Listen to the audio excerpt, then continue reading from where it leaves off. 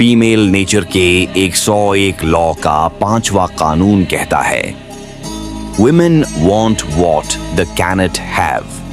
इसका मतलब है जिस चीज को पाना आसान होता है उसकी वैल्यू धीरे धीरे खत्म होने लगती है।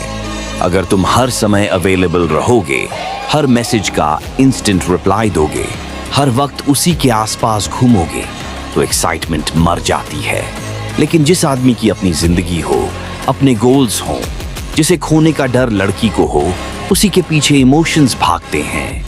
फीमेल नेचर चेस को एंजॉय करती है। उसे वो आदमी याद रहता है जो हर किसी की तरह डेस्परेट नहीं था।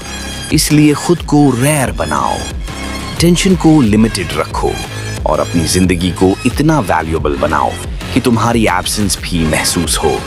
याद रखो, जिस आदमी को हर कोई आसानी से पाले, उसकी क्रेविंग कभी नहीं बनती।